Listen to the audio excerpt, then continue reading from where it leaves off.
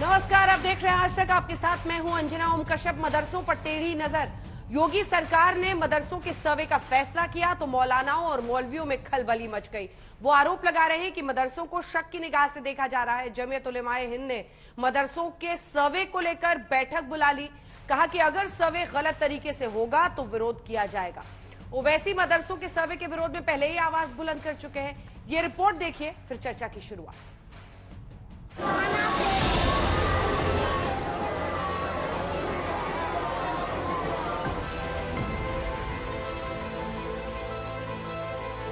मदनी ने कहा मदरसों का सर्वे मदरसों को बर्बाद करने का प्लान है।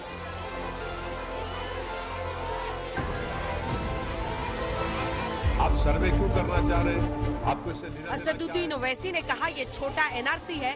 सरकार चाहती है मुसलमान मुसलमान न रहे।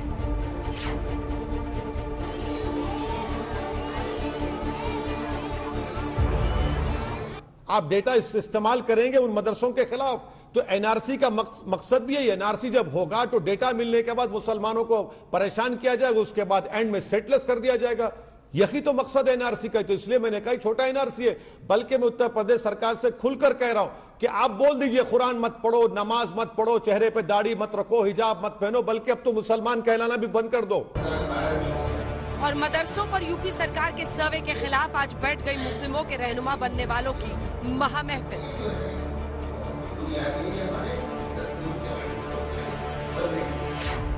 इस सर्वे के विरोध में मुसलमानों के सबसे बड़े संगठन जमीयत उलेमाए हिंद के प्रमुख महमूद मदनी ने दिल्ली में बैठक बुलाई, जिसमें यूपी के मदरसों के प्रिंसिपल शामिल हुए। इस बैठक में योगी सरकार की ओर से कराए जा रहे सर्वे का विरोध किया गया। इस मामले में जबरदस्ती नहीं की जानी चाहिए, ये अपील करते हैं, विनती करते हैं, हाथ जोड़ के अपील करते हैं। जबरदस्ती नहीं की जानी चाहिए, बल्कि बातचीत के जरिए से जो भी इश्यूज हैं उसको हल करने के लिए तैयार। काम को जिस तरीके से डील करने की कोशिश कर रहे हैं वो तरीका गलत है, उस तरीके पर हमारा ऑब्जेक्शन है। ये सरकार को मदरसों को आबाद करने का प्लान है, और ये कोई प्लान नहीं, एक सर्वे है। बच्चों के लिए बेसिक फैसिलिटीज है कि नहीं है, उनको जो उनके राइट्स हैं वो प्रोवाइड हो रहे हैं कि नहीं हो रहे हैं, इस नियत से किया गया ये सर्वे। इसकी न्यू यहां से पड़ी, और इस सर्वे में अगर हमारे बच्चों को बेहतर भविष्य मिल सकता है, इस सर्वे से हमको जो है अपने तालीम देने के लिए और अच्छे रास्ते खुल सकते हैं, तो निश्चित तौर पर हम सबको मिलजुल के एक साथ एकजुट होकर अपने युवाओं के बेहतर तालीम के लिए, अच्छी शिक्षा के लिए, अच्छे रोजगार के लिए हमें काम करना चाहिए। अब आपको बताते हैं कि मदरसों के सर्वे के पीछे सरकार की क्या दलील है। मई 2022 लखनऊ के एक मदरसे में 2 बच्चों की पिटाई की गई। बच्चों ने मदरसे की दीवार फांदकर भागने की कोशिश की तो उन्हें जंजीर से बांध दिया गया। पुलिस ने बच्चों को छुड़ाया और मौलवी को हिरासत में लिया। करीब 1 साल पहले 27 सितंबर को अलीगढ़ में सनसनीखेज मामला सामने आया। बच्चों को लोहे की मोटी मोटी जंजीरों से जकड़ कर रखा गया। सरकार का कहना है कि ऐसी घटनाओं से मदरसों की हालत पता चलती है। इसी आधार पर योगी सरकार ने उत्तर प्रदेश में गैर सरकारी मदरसों का सर्वे शुरू किया है। ये सर्वे उन मदरसों में हो रहा है जो निजी फंडिंग से चलते हैं। मदरसों के सर्वे का फैसला राष्ट्रीय बाल संरक्षण आयोग की सिफारिश पर किया गया। आयोग ने उत्तर प्रदेश मदरसा शिक्षा परिषद से अपील की, जिसे योगी सरकार ने गंभीरता से लिया। सरकार की सफाई से पहले ही महमूद मदनी ने ऐलान कर दिया था कि ये मदरसों को बर्बाद करने का प्लान है। दूसरी तरफ सरकार दावा कर रही है गैर सरकारी मदरसों में हो रही घटनाओं के बाद वो जानना चाहती है कि उनकी हालत क्या है, अंदर क्या चल रहा है। लेकिन सवाल सरकार की नीयत को लेकर है। एक गैर मान्यता प्राप्त मदरसे में एक बच्चे को जंजीर से बांधा गया, ये बहुत गंभीर विषय है। तो अगर हमें नहीं जानकारी होगी कि बेसिक फैसिलिटीज वहां के बच्चों को मिल रही है कि नहीं मिल रही है, जैसे वहां पे टॉयलेट्स है कि नहीं, फर्नीचर है कि नहीं, इंफ्रा का क्या स्थिति है, कहीं ऐसी जर्जर भवन में तो बच्चे नहीं पढ़ रहे हैं। मान लीजिए जर्जर भवन में बच्चे पढ़ रहे हो और वो भवन में कुछ दुर्घटना हो जाए तो उसका सीधा आरोप तो सरकार पे जाएगा। तब तो कोई हमसे कोई सवाल नहीं पूछेगा, तब तो आप लोग कहेंगे कि आपने निगरानी क्यों नहीं रखी। तो हम उन बच्चों को एक अच्छी सुविधा और बेहतर भविष्य देने के लिए सकारात्मक भाव से काम कर रहे हैं, और इसमें कोई भी डरने या कंफ्यूज होने की बात नहीं है। बहाना होता है किसी भी इदारे में मुदाखलत करने का, और जहां तक कि आप देखें कि जितने भी इस तरीके की घटनाएं हैं, अगर उन मदरसों में वाकई तो में इस तरीके की कोई घटना पेश आई है और जंजीर से या किसी भी तरीके की हिंसात्मक कार्रवाई मदरसों की जानिब से बच्चों पर की गई है तो यकीनी तौर पर उस मदरसे के खिलाफ एक्शन लेना चाहिए, उसको बंद करना चाहिए। योगी सरकार ने यूपी के ऐसे मदरसों के सर्वे करने का आदेश दिया है जिन्हें मान्यता नहीं मिली है। सभी जिलाधिकारियों को 25 अक्टूबर तक रिपोर्ट देने को कहा गया है। सर्वे की इस टीम में एसडीएम, बीएसए और अल्पसंख्यक अधिकारी शामिल होंगे। एक तरफ योगी सरकार जहां गैर सरकारी मदरसों में लगातार हो रही घटनाओं को लेकर सवाल उठा रही है, दूसरी तरफ मदरसा चलाने वाले तमाम स्कूलों में होने वाली घटनाओं का जिक्र कर रहे हैं। सुनिए।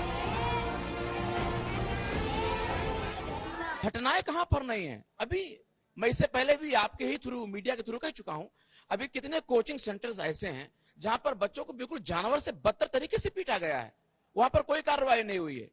तमाम तरह के स्कूल हैं, बच्चों को पानी पीने के नाम पर मार डाला जाता है कि आप दलित है, पानी नहीं पी सकते हैं, कोई सर्वे नहीं हो रहा है। मदरसे जो देश की आजादी में अहम योगदान दिए हैं, समाज को शिक्षित करने में अहम योगदान दे रहे हैं, उन पर सर्वे क्यों? किसी का सर्वे? जमीयत-उल-हिंद की जो सोच है वो दकियानूसी सोच है। सरकार सबका साथ सबका विकास के नारे के साथ आगे बढ़ रही है और निश्चित रूप से हम मदरसों में परिवर्तन करके उसको उपयोगी बनाना चाहते हैं। जो समाज के लिए आज उपयोगी शिक्षा है उस शिक्षा को मदरसे में लागू करना चाहते हैं। मौलवियों को धर्म के चश्मे से शिक्षा को नहीं देखना चाहिए, शिक्षा को शिक्षा के चश्मे से देखना चाहिए। मदरसों में पढ़ रहे बच्चे कह रहे हैं कि हम यहाँ की तालीम से खुश हैं और इस पर सवाल नहीं होना चाहिए। तालीम से आप खुश हैं जो आपको बताया जाता है? जी बिल्कुल खुश है। यहाँ हमारे वहाँ सिर्फ इस्लामी तालीम ही नहीं बल्कि दुनियावी भी जिस चीज की जरूरत इस दौर में है वो तालीम दी जा रही है। जिस तरीके से आपको शिक्षा मिलती है वो आपको बेहतर लग रही है? जी बहुत बेहतर लग रही है। जी आपको भी ये लगता है? जी बेहतर है। जी कोई तकलीफ नहीं। भले ही बच्चे मदरसों की तालीम से खुश होने का दावा कर रहे हैं, लेकिन ये बात जान लेना भी जरूरी है कि उन्हें तालीम मिल कैसी रही है। जब आश्रय की टीम महाराजगंज के एक मदरसे में पहुंची तो शिक्षकों की जानकारी सुनकर हैरान रह गई। अंग्रेजी में कितने अल्फाबेट होते हैं? होम साइंस को हिंदी में क्या कहते हैं? होम साइंस को उर्दू में हमसे पूछिए। उर्दू से हिंदी में क्या कहते हैं? प्रधानमंत्री का क्या नाम है? मनमोहन सिंह। कौन है प्रधानमंत्री? प्रधानमंत्री कौन है देश के? नहीं पता। साइंस को हिंदी में क्या कहते हैं सर? तो उर्दू टीचर हिंदी टीचर से आप साइंस का उर्दू ही बता दीजिए। साइंस को उर्दू में क्या कहते हैं? फरवरी। मदरसों पर ये जंग सरकार की नीयत को लेकर है। मुस्लिम संगठनों का आरोप है कि सरकार जानकारी जुटाकर उनका इस्तेमाल उनके खिलाफ करने वाली है। वहीं योगी सरकार का कहना है कि उसका इरादा मदरसों को आधुनिक बनाने का है, क्योंकि सवाल बच्चों के भविष्य का है। दिल्ली से आशुतोष मिश्रा और लखनऊ से अभिषेक मिश्रा के साथ आज तक ब्यूरो। सुब्रत पाठक जी हमारे साथ जुड़ रहे हैं, ये सांसद हैं भारतीय जनता पार्टी के। इसके अलावा जो अन्य मेहमान हमारे साथ हैं उनका परिचय आपसे करा दें। वारिस पठान साहब प्रवक्ता AIMIM के हमारे साथ जुड़ रहे हैं। फिरोज बख्त अहमद साहब जो कि चांसलर हैं MANUU के हमारे साथ जुड़ गए। मौलाना तारिक शमसी साहब अध्यक्ष मदारिस काउंसिल ऑफ इंडिया के। ये तमाम मेहमान हमारे साथ जुड़ गए हैं। सबसे पहले आपके पास आते हुए सुब्रत पाठक जी, देखिए जिम्मेदारी पूरी तो आप लोगों पर है ना, एक छोटा सा जवाब दीजिएगा इससे पहले कि माननीय मेहमानों पर जाए। अनुराग भदौरिया जी हमारे साथ जुड़ गए, समाजवादी पार्टी के प्रवक्ता। आज पहली बार मुझे लगता है इस टॉपिक पर एक पॉलिटिकल डिबेट भी हम लोग देखेंगे। अनुराग जी आपके पास भी फौरन आऊंगे इसके बाद। सुब्रत जी जल्दी से एक रिएक्शन। अब आपकी बातों पर विश्वास, आपके माइनॉरिटीज अफेयर मिनिस्टर समझाते रहे कि हम तो मॉडर्नाइजेशन करना चाहते हैं मदरसों की शिक्षा का, लेकिन उसके बावजूद जमीयत उलेमाए हिंद की आज ये बैठक हुई है। जाहिर है उन्हें भरोसा नहीं है आप पर, उनको लग रहा है कि न जाने अब टारगेट पर आने वाले हैं, क्या होने वाले हैं। मिस्टर पाठक। नहीं देखो, अब ये तो अपना उनकी सोच है कि उन्होंने ये सब इसका विरोध क्यों किया, जबकि तो आवश्यक है। अभी आप ही का रिपोर्ट दिखा रही थी कि किस प्रकार से मदरसे के बच्चे ना अंग्रेजी के बारे में कुछ बता पाए और ना ही देश का प्रधानमंत्री को उन्हें बता पाए। अब अगर ये सब मदरसे में चल रहा है तो इसके मतलब मदरसे हमारे बच्चों का भविष्य किस ओर लेकर जा रहे हैं। तो कुल मिलाकर एक मदरसों में ठीक है, अगर उनको अपने दीन की शिक्षा देनी है दें, उसके लिए हमारा कोई विरोध नहीं है, लेकिन उसके साथ साथ कम से कम आज आवश्यक शिक्षा जो है, गणित है, अंग्रेजी है, विज्ञान है, ये शिक्षा बहुत महत्वपूर्ण है। और मदरसों से कट्टरवाद न पनपे, क्योंकि ये कट्टरवाद पंथ जो है ना, ये आगे जाकर हमारे देश के लिए भी नुकसानदायक होगा। तो इसलिए बहुत आवश्यक है उसका सर्वे हो, उसमें क्या आवश्यकता है। और कई बार तो देखने को आता है कि मदरसे तो फर्जी चल रहे हैं सरकारी केवल एड लेने के लिए, तो वो भी बहुत सारी चीजें हैं, वो सब इसमें सामने आएंगी। तो मुझे लगता है सर्वे करने देना चाहिए, सर्वे से इसमें भागना नहीं चाहिए। सर्वे होने देना चाहिए, भागना नहीं चाहिए। सर्वे अच्छा, योगी सरकार अच्छा काम कर रही है भदौरिया जी सर्वे करा के। देखिए, योगी जी सर्वे नहीं कराना चाहते हैं, योगी जी राजनीति करना चाहते हैं। अगर सर्वे कराने की बात करते तो योगी जी जरूर बोलते कि मदरसे में सर्वे हो रहा है, हमारे उन स्कूलों में भी सर्वे होना चाहिए जिन स्कूलों में टीचर्स को किस तरह से कुर्सी लगा के जब बारिश हो जाती है उसके अंदर ले जाया जाता है। टीचर्स के जब टीचर से कुछ पूछा जाता है तो वो कुछ का कुछ बताते हैं। कई स्कूल ऐसे हैं जिन पे रास्ते नहीं है, रोड नहीं है, बच्चे वहां तक खेतों से होके अपना चप्पल जूते उतार के अपने स्कूल पहुंचते हैं। तो वो भी तो हमारे बच्चे हैं ना, चाहे मदरसे के बच्चे हों चाहे स्कूल के बच्चे हों, ये तो हिंदुस्तानी बच्चे हैं ना। ये बच्चों में क्या फर्क, बच्चे तो सब एक से हैं।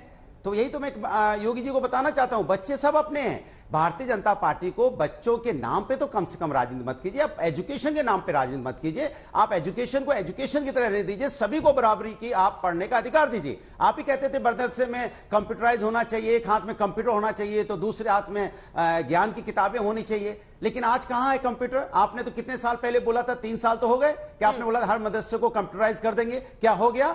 आपने तो ये गाइडलाइन निकाली थी उत्तर प्रदेश के अंदर में, क्या वो गाइडलाइन फॉलो होगी मदरसों के लिए? क्या स्कूल के लिए आपने बोला था कि हम आएंगे तो स्कूल का मॉडिफिकेशन करेंगे, तो क्या स्कूल का मॉडर्नाइजेशन हो गया? क्या स्कूल में सारे टीचर वेल एजुकेटेड हो गए जिस तरह से उन्होंने बोला था, सपने जो दिखाए थे? इसीलिए मैं इनको बोलना चाहता हूं, भारतीय जनता पार्टी के प्रवक्ता को, एक दो लाइन जो लिखी है इनको सुना देता हूं। एक जन्मदाता है विधाता एक शिष्ट का, इष्ट की अनेकता है दिष्ट की अनेकता, जैसे एक बिंब के अनेक प्रतिबिंब, चूर चूर दर्पणों के दर्प की विशेषता, माला बीच सूत्र जैसे विश्व बीच सूत्रधार, जड़ जीव जंतु जैसे एक तार में पिरोड़ता, भूला हुआ आदमी है ज्ञान के गुमान में, जान के अनजान है देख के ना देखता। आपको सब मालूम है, जान के अनजान भारतीय जनता पार्टी बनी हुई है, देख के भी नहीं देखना चाहती। उसे पता है कि स्कूलों की हालत बदतर है, वो जानती है अच्छी तरह से कि स्कूलों में समय से टीचर नहीं आते, स्कूलों में ना तो किताबें ठीक से पहुंचती। सुन तो लीजिए, मैं कहा मना कर रहा हूं, मैं आपकी बात कह रहा हूं, वही मैं कह रहा हूं। अरे सर्वे का मेरी बात अभी भी नहीं समझ पाए अंजना जी। मैंने कहा सर्वे का हुआ, मैंने कहा सर्वे सब तरफ कराओ, स्कूलों में भी तो सर्वे होना चाहिए ना। जहां 1200 रुपए आप देते हो, 1200 रुपए में आप कहते हो कि बच्चों किताब भी इसमें खरीद लो, 2 ड्रेस भी खरीद लो, जूता मोजा भी खरीद लो, इसमें मिड डे आप खाना भी मिल जाएगा। तो आप बताइए कि आप 1200 रुपए एक बच्चे को देना चाहते हैं? बच्चे तो एक से है ना, बच्चे तो भगवान का स्वरूप होते हैं, चाहे मदरसे को चाहे स्कूल के हों। आपको हर बच्चों का ध्यान रखना चाहिए, हर बच्चों का स्कूल का भी सर्वे कराइए। हम लोगों ने महाराजगंज में एक मदरसे में जाकर टीचर से पूछा कितने अल्फाबेट्स होते हैं इंग्लिश में, वो बता नहीं पाए। प्राइम मिनिस्टर पूछा, मनमोहन सिंह बता रहे हैं। और भी 3-4 सवाल है और एक पूरी लिस्ट है। टीचर्स किस तरह से जानकारी का अभाव है वो साफ दिख रहा है। सर्वे हो, पता चले कितने मदरसे हैं, कहां से फंडिंग होती है, कैसी शिक्षा हो रही है, कितने छात्र हैं, कितने टीचर्स हैं। लेकिन आपको तो हर जगह में पेट में दर्द शुरू हो जाता है। सर्वे से क्या हो जाएगा सर? सर्वे के बाद अगर कोई कार्रवाई खिलाफ में होती है तब फिर आप आइए बैठिए बोलिए। अभी से छोटा एनआरसी बोलने लगे, क्यों? हवा क्यों बनाते हैं? अंजना जी, सर्वे तो सिर्फ एक बहाना है। असल तो मुद्दा इनका मुसलमानों को और इस्लाम को बदनाम करना ही इनका निशाना है भाजपा वालों का। क्यों कराना है सर्वे जब आपको पता है कि इस मदरसों के अंदर जो प्राइवेट मदरसे हैं इसमें गवर्नमेंट का तो कोई इमदाद लगता नहीं है, कोई फंडिंग होता नहीं है, तो protected under article 30 of the constitution है। तो फिर क्यों आपको कराना है? जबकि वहां पर ही 16,500 से ज्यादा मदरसे ऐसे जो डायरेक्ट एजुकेशन बोर्ड के तहत आते हैं। वहां तो 5 साल से आपने शिक्षकों को पगार भी नहीं दिया है। मतलब ये है कि आपको सर्वे सिर्फ मदरसों का करा के मुसलमानों को बदनाम करने गया, सर्वे हो गया, नमाज बंद कर दो, कुरान पढ़ना बंद कर दो और मुसलमानों के खिलाफ नफरत फैला दो। ये किसने बोला? जी बोलिए। क्यों ड्रामा कर रहे हैं सर आप? क्यों? ये किसने बोला कि कुरान पढ़ना बंद कर दो? किसने बोला? ये किसने बोला? बोलेंगे, किसने बोला था? करेंगे, ये होगा। कल आसमान गिर, क्यों नहीं करते? आसमान गिर जाएगा, धरती फट जाएगी। कैसी बातें कर रहे हैं अभी सर आपने 2 क्लिप चलाई। मुझे एक बात बताइए, मुझे एक बात अंजना बताइए, जी, मुझे एक बात आपने बताइए अभी सर। 2 क्लिप चलाई, एक सवाल है आपने सर, सेलेक्टिविज्म सवाल तो किया। मैं देख रहा सवाल था। तो सुनिए। अच्छा सुनिए। अरे सवाल मैं सुनिए ना जवाब वारिस दूं, 10 पठान सेकंड जी, में मैं भूल जाऊंगा। सवाल सुनिए। नहीं, क्या आप और आपका YouTube सेलेक्टिविज्म हमें अरे पता है, इसलिए अंजना जी, आप हमें लोग सेलेक्टिविज्म पर पाठ मत दीजिए। आप लोग तो पीएचडी रखते हैं सर सेलेक्टिविज्म पे। रुकिए, मेरा सवाल सुनिए। मेरा सवाल आपसे जो है उसको सुनिए, उसका समझकर उसका जवाब दीजिए। मैं ये कह रही हूं कि अगर सरकार फंड नहीं देती है तो उन पर सरकार आंख बंद कर ले। वहां पर बच्चे जाते हैं, अगर उनके खिलाफ आप सोचिए, बच्चों को पीटा गया, उनको उधर पार किया गया, जंजीरों में बंद किया गया, अगर इस तरह की घटनाएं हो रही हैं तो सरकार आंखें बंद कर ले, अकाउंटेबिलिटी नहीं हो। बाल संरक्षण आयोग ये कहे कि बच्चों की हिफाजत के लिए आपको यहां पर कानून, और सरकार को पता ही ना रहे कि कहां कहां पर मदरसे हैं, कौन से टीचर्स हैं, क्या बच्चे हैं वहां पर। कैसी बात करें, थोड़ा तो लॉजिकली सोचिए, आप वकील भी हैं। अब मैं आपको जवाब देना चाहता हूं अंजना, जब जवाब तो सुनिए। अभी आपने YouTube पे हमको सिखाया उस दिन के, जब एंकर सवाल पूछे तो पैनलिस्ट को जवाब तैयार रखना चाहिए। मैं जवाब तैयार रखता हूं तो आप दूसरे सवाल पे चले जाते हो। बहरहाल वापस आ जाता हूं उसके ऊपर। आपने 2 क्लिप बताई अभी आपके चैनल के ऊपर अंजना जी। एक मदरसे का इंटरव्यू आपके पत्रकार ने लिया, वहां पर बच्चों ने क्या कहा, हम बहुत खुश है, अच्छी पढ़ाई हो रही है, इंग्लिश भी पढ़ाया जा रहा है, साइंस भी पढ़ाया जा रहा है, मैथ्स भी पढ़ाया जा रहा है। दूसरे क्लिप के अंदर एक को इंग्लिश पूछा आता है तो नहीं आता है, तो ये क्या है? आपने पहले क्लिप का वर्णन क्यों नहीं किया लोगों के सामने? मैं यही बता रहा हूं ना, ये जो सेलेक्टिविज्म है, ये रिपोर्ट मैंने ही बनाई है, कराया जाएगा, ये गलत है। कितने आतंकवादी पैदा हो गए वहां से, गलतफहमी और डर फैलाने वाले वारिस पठान साहब, आपको बताता हूं, नहीं हमारे दर्शकों को गलत मैसेज ना जाए। आप गलत जानकारी मत दीजिए। ये रिपोर्ट मैंने ही बनाई है और बच्चे की बाइट और टीचर्स की बाइट भी मैंने ही लगाई है, इसलिए मुझे पाठ मत पढ़ाइए सेलेक्टिविज्म पर आप, ठीक है?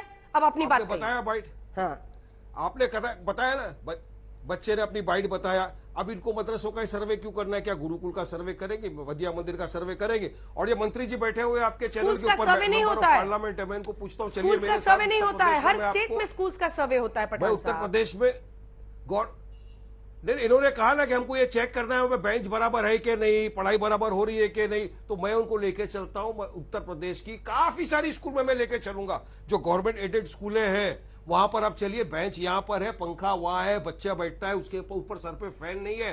गर्ल्स जो जाती है स्कूल में 7-7 घंटा जिनको बैठना पड़ता है अंजना जी, उनके पास टॉयलेट नहीं है, बैठा रहना पड़ता है उनको। ऐसा ही ये तो व्यवस्था करते, टीचरों का पगार नहीं देते। और चलिए मदरसा से इनको इतनी दिक्कत है, मैं बोलना चाहूंगा, एक आपको कंपेरिजन दिखाता हूं। यशवंत शिंदे एक आरएसएस का मेंबर था 25 साल से मेंबर था। उसने कोर्ट के एक केस में एफिडेविट फाइल किया, हलफनामा, उसमें कहा है कि आरएसएस की शाखाओं में कहीं कहीं पर बम बनाने की ट्रेनिंग दी जाती है, नफरत फैलाने की बात की जाती है, काफी सारे जो ब्लास्ट हुए हैं उनकी वजह से हुए। तो क्या आप उनके यहाँ पे कभी सर्वे कराएंगे? क्या नहीं होगा सर्वे वहां पर। इसलिए बोल रहा हूं, मुसलमानों को सिर्फ परेशान करना इनका निशाना है, वरना क्या प्रॉब्लम है? इसी मदरसे से पढ़ के डॉक्टर राजेंद्र प्रसाद जी निकले हैं, इसी मदरसे से पढ़ के अच्छे लोग निकले। यही मदरसे थे 1857 के अंदर इंग्लिश म्यूटिनी के टाइम पे, जहां से कॉल दिया गया था ब्रिटिशरों के खिलाफ, लड़ो, जंग करो, जिहाद करो ब्रिटिशरों के खिलाफ। ना आज की बात कीजिए ना मिस्टर पठान, आज की बात कीजिए ना। आप अपने बच्चे को मदरसे में भेजते हैं, आप अपने बच्चे को मदरसे में भेजते हैं? नहीं भेजते होंगे, मैं बिना जाने गारंटी से बोल सकती हूं। और ये जितने लोग बैठकर कह रहे हैं ना कि मदरसे की वकालत कर रहे हैं, कोई नहीं भेजता होगा अपने बच्चे को मदरसे में। ये सब दूसरों के लिए है कि सब स्टैंडर्ड पढ़ाई चलती रहे और आप लोग उस पर पॉलिटिक्स करते रहे। आप भेजते हैं क्या मिस्टर पठान? नहीं। आप भेजते हैं क्या अपने बच्चों को मदरसे में? देखिए आप उसको कंपेयर नहीं कर सकते। मैं तो आपसे सीधा पूछ रही हूँ, जिस मदरसे ने बन गए, देश को पहला राष्ट्रपति दिया, हाँ। जिन मदरसों में ये हुआ, जिन मदरसों में वो हुआ, उसमें आप अपने बच्चे को क्यों नहीं भेजते हैं? आपको लगता है कि जो गरीब मुसलमान है वो अपने बच्चों को वहां भेजता रहे और वही पिछड़ेपन का एक आलम पसरा रहे ताकि आपकी पॉलिटिक्स चमकती रहे? वरना आप तो गलत और ये जितने लोग जो आज मुसलमानों के रहनुमा बने हैं ना, अपने बच्चों को मदरसे में भेजना शुरू करें। नहीं, ये गलत सोच है, ये गलत सोच है अंजना जी आप लोगों की। मदरसे में इंसान अपने बच्चे को भेजता है ताकि वो कुरान पढ़े, हदीस पढ़े, सुन्नत पे अमल करे, एक आलिम बने, मुफ्ती बने, हाफिज बने, इसके लिए सीखते हैं। और वहां तो पढ़ाई भी की जा रही है और अब उसके बाद कोर्स भी चालू है, साइंस, मैथ्स। देखिए मेरे दोनों बच्चे थे, वो दोनों लॉयर बन गए। अभी इंशाअल्लाह ताला आपकी दुआ रही, तीसरा कोई बच्चा होगा तो उसको इंशाअल्लाह ताला कोशिश करके भेजेंगे। लेकिन पहले दोनों को क्यों नहीं भेजा? और आप उसको कंपेयर नहीं कर सकते। पहले दोनों को, अरे वहां मदरसे में इसलिए भेजा जाता है, मैंने आपको बताया, मुफ्ती, आलिम, हाफिज बने जाकर। मैंने उनको पढ़ाए थे, घर में बुलाए थे मौलाना, आके पढ़ा के चले गए। आज माशाल्लाह आपकी दुआ से दोनों लॉयर बन रहे हैं। अच्छी बात है, बहुत बधाई आपको। और आप इसको कंपेयर नहीं कर सकते। लेकिन बाकियों के बच्चों को भी तो लॉयर, इंजीनियर, डॉक्टर बनने दीजिए। बाकियों के बच्चों को भी तो लॉयर, इंजीनियर, डॉक्टर बनने दीजिए। अरे बनेंगे, प्राइम मिनिस्टर बनेंगे, प्राइम मिनिस्टर बनेंगे, प्रेसिडेंट बनेंगे, देश के अंदर नाम करेंगे। हिंदुस्तान, हमारे महान भारत का नाम एक दिन इंशाअल्लाह ताला मदरसे से पढ़ के बच्चा निकलेगा और करेगा नाम रोशन। क्यों आप टेंशन क्यों क्रिएट करना चाह रहे हो देश के अंदर के? नहीं, मदरसों में ये हो रहा है, बुलडोजर चला दो। जादू थोड़ी होगा सर, बदलाव करना होगा, पढ़ाई होगी। शिक्षा के आधुनिकीकरण की जरूरत है। अरे अंजना जी, क्या प्रॉब्लम है? हम होंगे सुनिए फिरोज बख्त अहमद, हम होंगे कामयाब एक दिन, मन में है विश्वास, पूरा है यही विश्वास। पट्टियां पढ़ा हम होंगे के तो कामयाब दशकों एक तक दिन, मुस्लिमों को पढ़ वहीं पर लिख के आपने बड़े रखा। बनेंगे, देश का नाम रोशन करेंगे हमारे बच्चे। यही सब लेकिन बता आपको बता के कायदा ज्ञान और कानून भाषण लेने का अधिकार दिया है फिरोज कि आप बख्त बच्चों अहमद को रात को साहब, रोटी अनुराग जी दो, आ रही हूँ, निकालो और सुबह बुलडोजर से उड़ा दो मदरसों को। जी आपने सुना है वारिस पठान साहब? क्या देश रूल ऑफ लॉ? अंजना जी, उनका कहना है कि देश को रूल ऑफ लॉ से चलना चाहिए। शक की निगाह से मैंने आप सबको सुना है। बंद कीजिए मदरसों को देखना। मैंने सबको सुना है। एक बात मैं आपसे पूछना चाहता हूं, सुनिए। आपका पैकेज जब चल रहा था, और बहुत मैं मोदिबाना दरखास्त करूंगा अंजना बहन आपसे भी, और जो मेरे दूसरे काबिल भाई हैं उनसे भी, बीच में रखना ना डालें और बीच में डिस्टर्ब ना करें। देखिए, मैं सुन रहा था पैकेज में कि ये कहा जा रहा था कि मुसलमान इस सर्वे के खिलाफ हैं। ऐसा हरगिज नहीं है, कोई मुसलमान इसके खिलाफ नहीं है, एक्सेप्ट जो फ्रिंज माइनॉरिटी है, ओवैसी बिरादरान जैसे लोगों की है, जो हमारे कुछ भाई यहाँ बैठे हैं डिबेट में, वही इसके खिलाफ हैं। पहली बात। दूसरी बात ये कि कुछ अंसारुल बंगला इस तरह की या आईसिस के कुछ लोग ऐसे देखने में आए थे जो कि असम में सिक्योरिटी प्रॉब्लम थी किसी मदरसे में। मैं नहीं समझता कि ऐसा होना चाहिए। अगर ऐसा हुआ है बिल्कुल गलत है। किसी भी हुकूमत को पूरा हक है कैसा भी सर्वे करने के लिए, किसी भी मदरसे में, किसी स्कूल में, टेंपल में, मॉस्क में, कहीं भी, ठीक है, ये किसी भी सरकार का हक है। और दूसरी बात मैं ये कहना चाहूंगा कि जहां तक प्रधानमंत्री का ताल्लुक है, प्रधानमंत्री ने तो अपने एक मीटिंग की थी घर पे, उलेमा को बुलाया था, इंटेलेक्चुअल्स को बुलाया था, इत्तेफाक से मैं भी वहां मौजूद था। वहां उन्होंने ये बात कही थी, हम देखना चाहते हैं। दूसरे में कंप्यूटर, उन्होंने ये भी कहा था प्रधानमंत्री मोदी साहब ने कि मुसलमान हमारे संतान की भांति हैं, हम उनके साथ बराबरी का सलूक करना चाहते हैं। प्राइम मिनिस्टर इतना अच्छा है, ठीक है, वेल मीनिंग है। आप लोग बहर उगलते रहते हैं, जैसे हमारे कुछ भाई बहर उगल रहे हैं, किसी पॉलिटिकल पार्टी से हैं, कुछ भी हैं, किसी पॉलिटिकल पार्टी से हैं, कुछ भी हैं। मैं ये कहना चाहूंगा बाबांगे दहल, अंजना, आपका ये प्रोग्राम करोड़ों लोग हिंदुस्तान और बैरून मुल्क में देख रहे हैं। मैं एक बात कहना चाहूंगा, जब तक मदरसा मॉडर्नाइज नहीं होंगे, आज मदरसे के बच्चे कह रहे हैं कि मनमोहन जी प्रधानमंत्री हैं, ओवैसी जी प्रधानमंत्री हैं, ये कौन सा, किस तरह की बात हो रही है? मदरसे का बच्चा बहुत ज़हीन होता है, लेकिन उसको जब तक मॉडर्न तालीम नहीं दी जाएगी, क्या होगा? वो बच्चा आगे नहीं बढ़ेगा। जब तक हमारे मदरसे के बच्चे जो कुरान जैसा इतना बड़ा ग्रंथ कंठस्थ कर लेते हैं बगैर किसी जेर जबर पेश के फर्क के, इस नॉलेज को टैप करना चाहिए, इस मेमोरी को टैप करना चाहिए भारत माता के लिए। और एक आखिर में एक बात कह के बात को खत्म करना चाहूंगा, मैं जितने भी हमारे मुस्लिम भाई इस प्रोग्राम को सुन रहे हैं, मैं बाबांगे दहल उनसे कहना चाहूंगा कि किसी भी मुसलमान के लिए, सुनिए बात पूरी हो गई मेरी, कोई बीच में ना बोले, किसी भी मुसलमान के लिए हिंदुस्तान से बेहतर मुल्क और हिंदू से अच्छा दोस्त नहीं है। इस बात को मान के चले। मैं पूरी दुनिया में घूमा हूं, इसका अंदाजा मुझे होता है। एंड लास्टली, आखिर में मैं ओवैसी साहब के जो यहां बैठे हुए हैं, पठान साहब, पूछना चाहूंगा, आप मदरसों की वकालत करते हैं, करिए, मैं भी करता हूं। मैं चाहता हूं मदरसों में इंग्लिश, हिंदी, संस्कृत और कंप्यूटर, फ्रेंच सब कुछ पढ़ाया जाए, उनको खेलकूद से भी जोड़ा जाए। क्या ओवैसी साहब, पठान साहब, आप अपने बच्चों को मदरसे भेजते हैं? मदरसों में सरकार तो चाह रही है मदरसा जो है बिल्कुल एक स्कूल की तरह बन जाए, एक मॉडर्न स्कूल की तरह बने, ठीक है, वाइनबर्ग एलन स्कूल की तरह बने। आप लोग नहीं चाहते, तो सर्वे मदरसों को मॉडर्नाइज करने के लिए और बच्चों को अनुराग जी आ रही हूं। मौलाना तारिक शमसी साहब, अध्यक्ष है मदारिस काउंसिल के। अनुराग जी रुक, अगर आधुनिकीकरण होगा, आवाज नीचे कीजिए, आधुनिकीकरण हो तो बेहतर नहीं होगा क्या? अगर आधुनिकीकरण, अभी तो सर्वे हो रहा है, क्यों आप लोग इनके पचड़ों में पड़ रहे हैं? हल्ला बनाया जा रहा है कि ऐसा होगा, अब वो बुलडोजर चलाएंगे, अब वो ये कर देंगे। अंजना जी बोले तारिक साहब। कोई विरोध नहीं किया जा रहा, विरोध इस बात किया जा रहा है कि सर्वे जिन मदरसों का आप पहले से कर चुके हैं, जो मदरसे आपके बोर्ड से पहले से एफिलिएशन ले चुके हैं, आप उनको सुविधा अभी तक नहीं दे पा रहे हैं। उत्तर प्रदेश मदरसा बोर्ड से 16,500 मदरसे एफिलिएट हैं, जिसके 26,000 टीचरों को 55 महीने से आपने 12,000 रुपए सैलरी अब तक नहीं दी है। तो आप इनका सर्वे करा के क्या करेंगे? इनके स्टूडेंट्स का डाटा, इनकी जमीन का डाटा, इनकी मैनेजमेंट का डाटा आपके पास मौजूद है। ये मदरसे सरकार।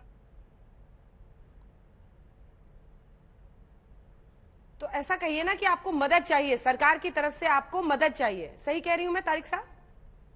जी, सरकार की तरफ से मदद चाहिए मदरसों को, जिनको जो आपसे पहले से एफिलिएट हैं, हाँ। जो आपसे जुड़े हुए हैं, आपके मदरसा शिक्षा परिषद से मान्यता लेकर बैठे हैं, हाँ। उनको आप अभी तक 55 महीने से उनके टीचर्स को आपने कमिटमेंट किया हुआ है हम सैलरी देंगे, और आपने अब तक सैलरी नहीं दी है। वो 55 महीने से बिना सैलरी के जो आधुनिक टीचर है, मदरसों के आधुनिक टीचर हैं, साइंस, गणित, विज्ञान, कंप्यूटर पढ़ाने के लिए मदरसों में उत्तर। ठीक है, उसी का जवाब देंगे। मिस्टर पाठक, जवाब दीजिए, सरकार क्यों नहीं पैसे दे रही? अब सरकार क्यों नहीं पैसा दे रही, तो इसके लिए तो संबंधित अधिकारी और वो जवाब देंगे। इसमें तो मैं कोई जवाब देने की स्थिति में नहीं हूँ सरकार क्यों पैसे नहीं दे रही। लेकिन जो विषय एक ये है कि जिस प्रकार से आज आपसे भी अभी AMU के जो पूर्व चांसलर जी जो बोल रहे थे, काफी अच्छी बात बोल रहे थे कि निश्चित रूप से हमें हमारे देश के भविष्य को किस ओर लेकर जाना है। क्या वही 15वीं सदी में लेकर जाना है, या हमको आज हम 21वीं सदी में है, हमको किस ओर जाना है? तो कट्टरपंथ से देश नहीं चलने वाला। और कहीं ना कहीं ये केवल धार्मिक शिक्षा से कट्टरपंथ ही पनपता है, कट्टरपंथ को ताकत मिलती है। और वो कट्टरपंथ कहीं ना कहीं इस देश में जिस प्रकार से अब नारे लगने लगे, आपने देखा होगा अभी पाकिस्तान का नारा कि वो गुस्ताखे रसूल की एक सजा कर्तन से जुदा, ये सब बढ़ता है। और ये सब बढ़ता है तो फिर अगर एक समाज में रिएक्शन होगा तो उसका रिएक्शन दूसरे समाज में भी होगा। तो कुल मिलाकर एक्शन का रिएक्शन है। तो इसलिए ये कट्टरवाद दोनों समाज के लिए खतरनाक है। हमारे बच्चे पढ़ लिख कर देश की सेवा करें। देश में तमाम आज मदरसों से बच्चे निकलकर IAS बने, IPS बने, डॉक्टर बने, इंजीनियर बने, बनते हैं क्या? जबकि आप ये अभी बात कर रहे थे RSS के विद्यालय की, RSS के स्कूल की, तो आज RSS के विद्यालय शिशु मंदिर, विद्या मंदिर, मैंने पिछली बार भी कहा था, मैं स्वयं वहाँ तक छात्र रहा हूँ। वहाँ तो हम लोगों को सिर्फ एक बात सिखाई जाती थी, वासुदेव कुटुम्बकम, पूरी पृथ्वी हमारा घर है, और उसके बाद भारत हमारी माता है। और कितने बच्चे आज विद्या मंदिर, शिशु मंदिर से निकलकर IAS बने, IPS बने, डॉक्टर बने, इंजीनियर बने, विभिन्न विभागों में जाकर देश की सेवा कर रहे हैं, सेवा के क्षेत्र में भी जाकर सेवा करने का काम कर रहे हैं। तो कुल मिलाकर, लेकिन क्या मदरसों में ऐसी स्थिति है क्या मदरसे से निकलने वाले बच्चों ने क्या कोई आविष्कार किए तो साइंटिस्ट बने, IAS बने, IPS बने? अगर इसका जवाब आप दे दीजिए। तो कुल मिलाकर आज के युग में जो शिक्षा आवश्यक है वो शिक्षा बच्चों को मिलनी चाहिए। ये धर्म के आधार पर बच्चों के भविष्य को लटकाया नहीं जा सकता, उसको अंधेरे में नहीं किया जा सकता। ये बात इनको समझ लेनी चाहिए। सरकारों का काम ही है, ये नहीं है कि नहीं हमारे मुसलमान है, हमारे बच्चे मौलाना ही बनेंगे। अरे क्यों बनेंगे मौलाना? केवल मुल्ला थोड़ा ही बनेंगे बच्चे IAS भी बनेंगे, IPS भी बनेंगे, डॉक्टर भी बनेंगे, इंजीनियर बनेंगे। उस और सरकार का यह प्रयास है। जल्दी से एक बार अनुराग जी का इस पर जवाब दे लेने दीजिए, बहुत देर से हाथ उठा रहे। अनुराग जी जवाब दीजिए, उसके बाद आ रही हूँ वारिस साहब, इसके बाद आ रही हूँ। अनुराग जी देखिए भारतीय जनता पार्टी के सांसद क्या कह रहे हैं, उनका जवाब देखिए। इसका जवाब तो संबंधित अधिकारी देखेंगे। तो आप किस लिए झुंझुना बजाने के लिए है क्या? किस बात के सांसद है? क्यों फिर डिबेट में आए? क्यों? जब आपको मालूम नहीं है, जवाब नहीं है आपके पास, कुछ नहीं है, तो क्यों डिबेट में आए आप? भाई जवाब सरकार में आप है ना, जवाब तो आपसे मांगा जाएगा। हर बात अधिकारी देंगे। यही तो दिक्कत उत्तर प्रदेश के अंदर में कि अधिकारी उत्तर प्रदेश चला रहे हैं, आप कुछ नहीं है। ये आपने आज मान लिया डिबेट पे कि आप कुछ नहीं है उत्तर प्रदेश के अंदर में, सांसद सिर्फ नाम है आपके आगे। आपकी तो DM और SP भी नहीं सुनते होंगे। जब आप अधिकारियों से जवाब लेंगे तो आपको कुछ आप यही बता दीजिए, कन्नौज में कितने प्राइमरी स्कूल हैं जहां से आप संसद बन के आते हैं? कितने प्राइमरी स्कूल हैं कन्नौज में? जरा बता दीजिए, बताइए कितने प्राइमरी स्कूल कन्नौज में हैं? जब आपको यही नहीं मालूम है कि आपके डिस्ट्रिक्ट में जहां से आप सांसद हैं वहां कितने प्राइमरी स्कूल हैं, और आप बात कर रहे हैं स्कूलों की, कितने स्कूल हैं जिसमें आपने कंप्यूटर हो गया कन्नौज में? जरा बता दीजिए कितने प्राइमरी स्कूल हैं जिसमें कंप्यूटर लग गया, बच्चे प्रॉपर ड्रेस में जाने लगे, बच्चे पढ़ने लगे। 1300 से ऊपर विद्यालय कन्नौज में हम लोगों ने आधुनिक करा दिए। आप आइए कन्नौज में देखिए आके, आप जो कन्नौज में नकल का जो सेंटर चला के छोड़ के गए थे, जो 5,000 रुपए हाई स्कूल में नकल कराते थे, जो आप छोड़िए, अच्छा चलिए, 2 प्राइमरी स्कूल का नाम बता दीजिए जिसको आपने कंप्राइज करा दिया हो। 2 प्राइमरी स्कूल का नाम बताइए। बैठने लगे आगे अपनी हैसियत पे नाम नहीं बता पा रहे हो। 2 स्कूल का नाम बताओ जिसमें कंप्यूटर लगे हैं प्रॉपर। बताइए 2 स्कूल का नाम, फिर मैं आपकी पोल खोलता हूं सबके सामने। बताइए 2 प्राइमरी स्कूल का नाम कहां पे जिनमें पूरा कंप्यूटराइज है और बच्चे पूरे कंप्यूटराइज हो चुके हैं, बच्चों को पूरी एजुकेशन मिल रही है, बच्चे फटाफट अपनी हर भाषा में बात करने लगे। बताइए आप। चिल्लाने से कुछ नहीं होता है, चिल्लाने से कुछ आप आइए। अरे जवाब नहीं होता है, केवल जवाब नहीं होता है ना, तो आदमी जान की बातें करता है। विद्यालयों का कायाकल्प हुआ है, 1325 विद्यालयों का।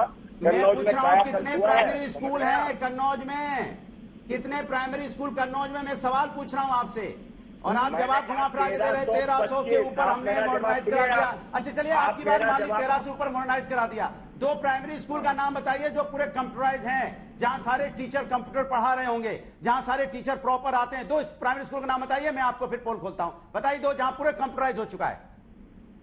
2 पूरा कंप्यूटराइज बताइए जहां बच्चे प्रॉपर तरीके से कंप्यूटर। एक सेकंड फिरोज भट्ट साहब थोड़ा सा रुक जाइए जल्दी से। दानिश अंसारी जी इस वक्त हमारे साथ अल्पसंख्यक मामलों के मंत्री उत्तर प्रदेश के जुड़ रहे हैं। मदरसों का आधुनिकीकरण का दावा आप कर रहे हैं, लगता है कि मुसलमानों को आपके दावे पर भरोसा नहीं है ना अंसारी साहब? तभी तो आज जमीयत ने इतनी बड़ी बैठक की। आप तो शुरू दिन से कह रहे हैं हम मॉडर्नाइजेशन कर रहे हैं, हम ये कर रहे हैं, बट उनको भरोसा नहीं हो रहा आप पर। इस बैठक में जो मुझे सुनने में आया है कि ये कहा गया कि सर्वे से कोई दिक्कत नहीं है, सर्वे सही तरीके से हो, सही मंशा से हो, इस चीज के लिए लोग जो है आश्वस्त होना चाहते हैं। और मैं पूरी जिम्मेदारी के साथ ये बात कह रहा हूं कि हम योगी सरकार अल्पसंख्यक समाज के लिए, हमारे मुस्लिम युवाओं के बेहतर तरक्की, अच्छी शिक्षा के लिए काम कर रही है। एक छोटा सा उदाहरण है कि 2017 के बाद से, जब से योगी सरकार आई है, हमने मदरसों को और बेहतर और आधुनिक बनाने का काम किया है। जो दीनी तालीम मदरसा शिक्षा की जो हिस्सा है, उसमें कहीं भी योगी सरकार ने कोई छेड़छाड़ नहीं की है। और उस दीनी तालीम के साथ साथ हमने आधुनिक शिक्षा को भी मदरसा शिक्षा का एक अहम अंग बनाया। तो हमारी योगी सरकार की यह मंशा है कि दीनी तालीम के साथ साथ आधुनिक शिक्षा भी मदरसे के छात्रों को मिले, ताकि वो समाज के मुख्य धारा में आए। उस मदरसे से मौलवी भी निकले, आलिम भी निकले, और उसी मदरसे से डॉक्टर्स भी निकले, IAS भी निकले, इंजीनियर्स भी निकले। ये योगी सरकार की मंशा है। अंसारी साहब देखिए, मेन बात यह है कि एक जो ट्रस्ट डेफिसिट दिख रहा है। अब देखिए बाकी स्कूलों का सर्वे क्यों नहीं कराती है सरकार? जितने लोगों से पूछे वो यही कह रहे हैं कि सरकारी स्कूलों की हालत देखिए, उनका सर्वे क्यों नहीं कराती है आपकी सरकार? इसकी भी एक जानकारी सबको होनी चाहिए कि शिक्षा विभाग लगातार अपने स्तर पे, हर विभाग, चाहे बेसिक शिक्षा विभाग हो, चाहे माध्यमिक शिक्षा, उच्च शिक्षा, हर विभाग अपने स्तर पे समय समय पे सर्वे करते आते हैं। और इस सर्वे से कोई नेगेटिव चीज नहीं है। अगर ये बताइए, बड़ी संख्या में ऐसे छात्र हैं जो कि मदरसा बोर्ड से मान्यता प्राप्त नहीं है, ऐसे मदरसे चल रहे हैं, वहां पे ऐसी छात्रों की संख्या है, तो कौशल विकास से अगर उनको जोड़ने का कोई सरकार स्कीम ला दे तो इससे तो छात्रों का भला होगा। कई सारी स्कीम्स है, नई रोशनी है, नई उड़ान है, सीखो कमाओ है, ऐसी भी कई स्कीम्स हैं। तो अगर सरकार के पास एक सर्वे होगा, तो सरकार के पास एक फिगर होगा, तो सरकार कोई भी योजना बनाने से पहले उन चीजों को विचार करेगी कि हम। ठीक है, ये बताइए कि सर्वे का आइडिया आपको कहां से आया और क्यों आया ये आइडिया? देखिए, ये एक बाल संरक्षण आयोग से ये एक लेटर आया था, जिसमें एक ये, और आप ये पढ़ सकती हैं कि मदरसों के लखनऊ के मदरसे में मौलवी ने बच्चों को जंजीरों से बांधा। तो जो बेसिक जो चाइल्ड राइट्स है वो भी फॉलो होना चाहिए स्कूल्स में, कॉलेजेस में, मदरसों में, ये साफ दिख रहा है। तो उसी के ये है कि राष्ट्रीय बाल संरक्षण आयोग ने भी चिंता जाहिर की कि भाई बेसिक जो राइट्स हैं हमारे स्टूडेंट्स को वो मिलने चाहिए। तो ऐसा सर्वे कि इस सर्वे में 11 बिंदु हैं, जिसमें ये पूछा जा रहा है कि भाई वहां पे इंफ्रा कैसा है, पानी पीने की सुविधा है कि नहीं है, मदरसों में कितने छात्र हैं, फर्नीचर कैसा है, कब से मदरसे चल रहे हैं। तो ये तो बेसिक सवाल है, इसमें कहीं कोई नेगेटिव शब्द, नकारात्मक शब्द, या ऐसा शब्द जिससे संदेह किया जा सके, ये शब्द कहीं नहीं है। तो इन तमाम चीजों से स्पष्ट होता है कि हम ईमानदारी से कड़ी दर कड़ी विकास की तरफ बढ़ रहे हैं। मदनी साहब पहले से कह रहे हैं, ठीक है, सुनिए सर, मदनी साहब पहले से कह रहे हैं कि ये मदरसों की बर्बादी की कहानी लिखी जा रही है, छोटा एनआरसी इसको वैसी साहब कह रहे हैं। इन सब का यही कहना है कि जो आप लोगों का तरीका है, जो नियत है, उस पर शक है कि आप अगर बीजेपी कर रही है तो उनके मन में कुछ ना कुछ मुसलमानों के खिलाफ है, मदरसों के खिलाफ है।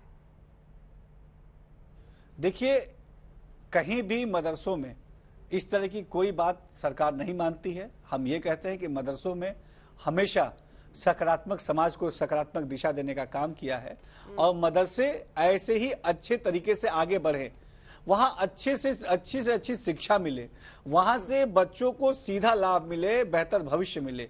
ये हमारी सरकार की मंशा है और इस मंशे पे किसी को शक करने की कोई जरूरत नहीं। हम ईमानदारी से सबका साथ सबका विकास का जो हमारा नारा है उस नारे पे काम कर रहे हैं। और अगर कोई कंफ्यूजन है तो आप बात कर सकते हैं, कोई सुझाव है तो आप बोल सकते हैं, बुलडोजर तो नहीं चलाइएगा, लेटर लिख के बता सकते हैं। मंत्री जी बुलडोजर तो नहीं चलाइएगा। सब यही कह रहे हैं कि जैसे असम के बोगाई गांव में बुलडोजर चल गया, वैसे ही यहां पर भी लिस्ट बन रहा है, बुलडोजर चलाएंगे। कतई किसी मदरसे पे कोई बुलडोजर नहीं चलेगा। अलबत्ता हम मदरसों को और मजबूत करने का काम करेंगे।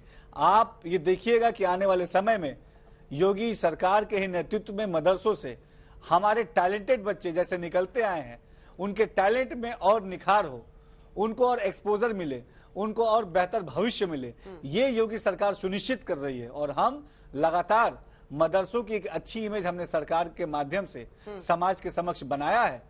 चाहे आधुनिक करने का काम हो, डिजिटलाइज करने का काम हो, मदरसों को मेन स्ट्रीम में लाने का काम हो, और हम इसी तरीके से मदरसे के बच्चों को और इनकरेज करके उनको मुख्य धारा में लाएंगे। बहुत धन्यवाद आपका, बहुत धन्यवाद आपका अंसारी साहब हमारे साथ जुड़ने के लिए। अल्पसंख्यक मामलों के मंत्री उत्तर प्रदेश के, जिनका ये कहना है कि बुलडोजर कतई नहीं चलेगा और ये आधुनिकीकरण और बेहतरी के लिए बुलडोजर्स के लिए हो रहा है। तारिक शमसी साहब, आपको क्यों नहीं भरोसा होता? आपने टीचर्स की सैलरी का एक इशू जरूर रेज किया, लेकिन सवाल सुन लीजिए। जमीयत की जो ये बैठक हुई है आज, जिसमें वो चिंता जाहिर कर रहे हैं, उनका कहना है कि ये सर्वे क्यों हो रहा है, या जिस पर ओवैसी साहब बोल रहे हैं, या फिर जिस पर मदनी साहब ने कहा कि ये तो मदरसों की बर्बादी के लिए हो रहा है, तो आप इसके खिलाफ है? आपको लगता है कि सर्वे होना चाहिए, जानकारी तो होनी चाहिए? जिनकी जानकारी आप पहले से कर चुके हैं उनको कोई सुविधा दे नहीं पा रहे हैं। आपने 2017 से मदरसों में एनसीईआरटी सिलेबस लागू किया, आपने आज तक 560 अनुदानित मदरसे उनको पुस्तकें नहीं दे सके हैं। आप 4 साल से मदरसों के स्टूडेंट्स को बैग और यूनिफॉर्म नहीं दे पा रहे हैं। आप क्या करेंगे नए मदरसों का सर्वे करके? जो ऑलरेडी आपसे जुड़े हुए हैं, आप उनको न किताब दे रहे हैं, न कॉपी दे रहे हैं, न सिलेबस दे रहे हैं, न ड्रेस दे रहे हैं, न टीचर्स मतलब आप चाहते हैं कि सरकार मदरसों में हर बच्चे की किताब दे, उनके कपड़े दे? वादा कर रहे हैं, आप कह रहे हैं मदरसे को मॉडर्नाइज करेंगे। आपने जो मदरसे मॉडर्नाइजेशन के लिए आपसे जुड़ चुके हैं, जो नहीं जुड़ना चाह रहे हैं आप उनको जबरदस्ती ला रहे हैं, और जो जुड़े हुए हैं आप उनको कुछ नहीं देना चाहते। समझ नहीं आ रहा सर, क्या कह रहे हैं? हेलो, एक सेकंड सर, आप कह रहे हैं कि सबके कपड़े दे, यूनिफॉर्म दे, किताबें दे, सरकार दे? जो आपसे जुड़े हैं, जिनको आपने देने का कमिटमेंट किया है, जो आपके मदरसा बोर्ड से एफिलिएट हैं, फिरोज बख्त फिरोज बख्त।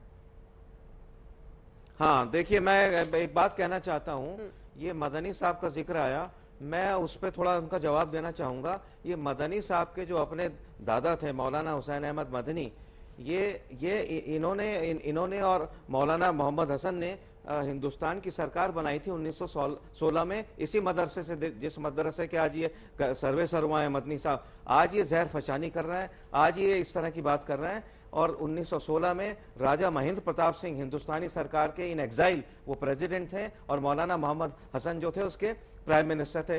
वो जो लेगेसी है, उस लेगेसी को निगेट किया है मदनी साहब जैसे लोगों ने। और मैं कहना चाहूंगा कि जब तक मदरसे का बच्चा आगे नहीं बढ़ेगा, वो कह रहे हैं कि कपड़े क्यों नहीं दे रही सरकार, यूनिफॉर्म और किताबें क्यों नहीं दे रही? नहीं, सुनिए, मैं एक बात बता दूं। हाँ, ये जो मदरसे चलते हैं शू स्ट्रिंग बजट पे चलते हैं, ठीक है। अगर ये सरकार से मिलके चलेंगे, सरकार बड़ी इनकी मदद कर सकती है, लेकिन ये सरकार के, इन्होंने, इन लोगों ने, Madani and company, Owaisi and company, Tauqeer Raza Khan, इन्होंने अपना एक पैरेलल गवर्नेंस बना रखा है। अगर ये इस सरकार के, सुनिए मेरी बात पूरी होने दीजिए, उस मैं आपके बीच में नहीं बोला था, मेरी बात पूरी होने दीजिए। अगर आप इस गवर्नेंस जो कि मुसलमानों के साथ है उनको भला करना चाहती है, किसी ने कहा शुरू में कुरान नहीं पढ़ना देना चाहते हैं, ये कैसी बात है? चाहे वो आरएसएस हो, बीजेपी हो, मैं किसी का ब्रीफ लेके नहीं चल रहा, किसी का हिस्सा नहीं हूं, लेकिन हमेशा बीजेपी और आरएसएस ने कहा है कि हम चाहते हैं मुसलमान कुरान से जुड़े रहें, नमाज से जुड़े रहें, दीन धर्म से जुड़े रहें। ये आप लोग उल्टी गंगा क्यों बहाते हैं? मुसलमानों को आपने अंडर स्कैनर ला दिया। मुसलमान इस देश का मुसलमान देशभक्त है, राष्ट्रभक्त है, संस्कारवादी है, लेकिन आप जैसे जो फ्रिंज लोग हैं उन्होंने सरकार और मुसलमानों, हिंदू और मुसलमानों के बीच में दीवारें खड़ी कर दी हैं। लेकिन हम कोशिश कर रहे हैं दीवारें गिरे और हिंदुस्तान आगे बढ़ेगा। जी अंजना जी, अभी मैं सबकी बात सुन रहा था, खास तौर से मैंने मंत्री दानिश अंसारी साहब की बात सुनी। मैं कहना चाहूंगा कि सरासर झूठ बोल रहे थे वो। सबका साथ सबका विकास का भी जो उन्होंने बात किया, सबसे बड़ा झूठ है वो। उन्होंने कहा कि हम चाहते हैं सर्वे करा के चेक करें वहां पे बेंच बराबर है या नहीं, ब्लैक बोर्ड बराबर है या नहीं, टॉयलेट फैसिलिटी बराबर है या नहीं, और हम चाहते हैं कि वहां से बच्चा निकल के डॉक्टर, लॉयर, इंजीनियर बने। तो मैं पूछना चाहूंगा मंत्री जी, क्या आप ये नहीं चाहते कि जो हमारे बच्चे गुरुकुल, विद्या मंदिर या गवर्नमेंट एडेड स्कूल में पढ़ रहे हैं उनके यहाँ भी सर्वे करा के बेंच चेक किया जाए, बोर्ड चेक किया जाए, टॉयलेट बाथरूम चेक किया जाए? क्या आप ये नहीं चाहते कि वहां से भी बच्चा निकलकर डॉक्टर, लॉयर, इंजीनियर बने, एक दिन अंजना कश्यप जैसा बड़ा एंकर बने? नहीं चाहते क्या आप ये हो ना? तो फिर क्यों वहां पे सर्वे नहीं कराते? उन्होंने सर्वे कराने की एक वजह बताई ना, तो मैं पूछ रहा हूं ना वजह उनसे। यही तो बोलते हैं इनकी नीयत खराब है, नीयत में खोट है अंजना जी, नीयत में सिर्फ बदनाम करना है। ये छोटा एनआरसी है, इनको सिर्फ वहां से डेटा कलेक्ट करके डाल देना है। ये क्यों नहीं देते वहां पे यूनिफॉर्म, क्यों नहीं देते वहां पे पगार, क्यों नहीं एड करते वहां पे? नहीं करेंगे। बल्कि जो 16,500 मदरसे बनाए हुए हैं जो एफिलिएटेड है, वहां पर टीचरों का पगार नहीं देते। वहां पर हालत आप देखेंगे तो ऐसा है कि टॉयलेट नहीं है, बाथरूम नहीं, कुछ नहीं। इसीलिए हम लोग बोल रहे हैं कि ये सिर्फ सर्वे एक बहाना है अंजना जी, देश के मुसलमानों को किसी भी तरह परेशान करना है। और यहाँ कोई बोल रहा था कि अभी नहीं, आरएसएस और भाजपा चाहती है कि नहीं हमारे मुसलमान भाई भी ये करें, गलत है। पहले नमाज पे आए, फिर आप लाउड स्पीकर पे आ गए, अब मदरसों पे आ गए, तो कहाँ से आप सबका साथ की बात कर रहे हो साहब? अंजना जी किस तरह से चाहते हैं कि हम यहाँ पे हर चीज में? तो अंजना जी बोलो, देखिए मुझे लगता है गालिब चचा के एक शेर से भारतीय जनता पार्टी बहुत प्रभावित है। उन्होंने लिखा था ना, रंज से खुगार हुआ इंसान तो मिट जाते हैं रंज, मुश्किलें मुझ पर पड़ी इतनी कि आशा हो गई। मतलब आपने इतनी मुश्किलें दे दी हैं अल्पसंख्यकों को, बहुसंख्यकों को, और जो जनता की आवाज उठाएगा उसकी आवाज दबा दी जाएगी, जो हाथ उठाएगा जनता की मदद के लिए उसके हाथ तोड़ दिए जाएंगे। आप किसके लिए काम करना चाहते हैं? आप देश की जनता के लिए काम करना चाहते हैं या फिर अपनी सत्ता के लिए काम करना चाहते हैं? चलिए ठीक है, यहीं पर इस बहस का अंत करना पड़ेगा। आप सभी का बहुत धन्यवाद हमारे साथ जुड़ने के लिए। देश दुनिया की बाकी खबरों के लिए आप देखते रहिए आज तक HD, सबसे तेज, सबसे ज्यादा।